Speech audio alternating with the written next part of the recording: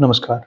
आज हम बात करेंगे प्लास्टर का ध्यान कैसे रखें और प्लास्टर में हाथ या पैर है उसका ध्यान कैसे रखें। तो काफ़ी बार चोट के बाद जैसे छोटे बच्चों को, बड़ों को प्लास्टर लगाया जाता है।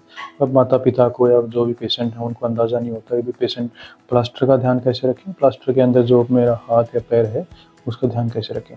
तो पहली बात तो ये है कि प्लास्टर के बाद कुछ चीज़ें हैं, जैसे पहली बात तो ये है कि प्लास्टर जिस भी हिस्से में प्लास्टर लगा उस हिस्से को ऊँचा उठाकर रखना है, माने लिम्ब एलिवेशन।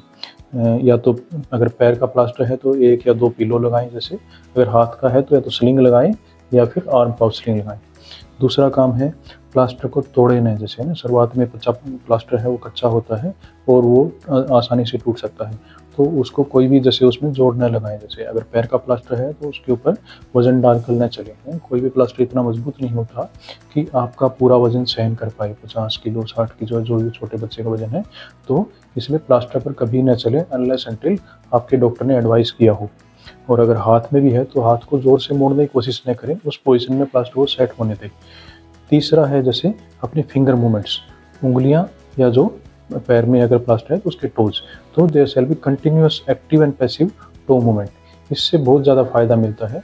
टो मूवमेंट से अंदर की मसल मूवमेंट होगी और मसल मूवमेंट से ब्लड सर्कुलेशन इंक्रीज़ होता है, जिससे कि पेन कम करने में फ़ायदा मिलेगा और हीलिंग में फ़ायदा मिलेगा। अगर किसी एरिया में, किसी बॉडी पार्ट में अगर ब्लड सर्कुलेशन ज़्यादा है तो उसकी हीलिंग और फास्टर होगी।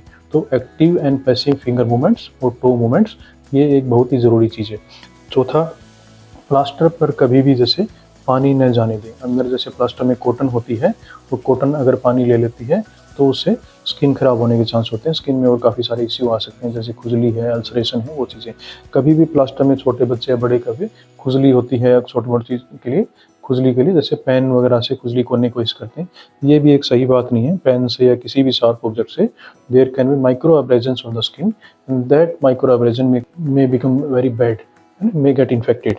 कुछ बच्चे हैं जैसे वो स्केल से भी कोशिश करते हैं, जैसे स्केल से कोशिश करते हैं खुजली की, तो ये भी एक है ना सही बात नहीं है। अगर प्लास्टर में खुजली है तो पैर को एक है ना हवादार एरिया में रखें प्लास्टर को और हवा लगने दें। हवा लगना ही जैसे अपने आप में इलाज है।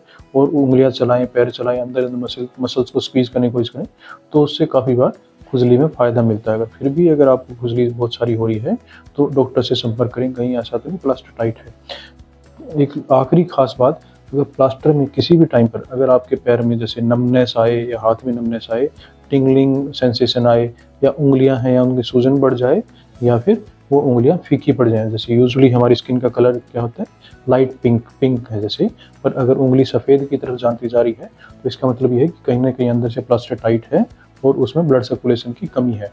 अगर ये tingling, numbness, paleness, swelling, excessive pain, अगर ये 4-5 चीज़ें आपको मिलती हैं तो वो एक अपने आप में डेंजर साइन है और मरीज़ को तुरंत हॉस्पिटल में जाना चाहिए, या फिर जहाँ भी आपने प्लास्टर लगवाया वहाँ आपको दोबारा संपर्क करना चाहिए। धन्यवाद।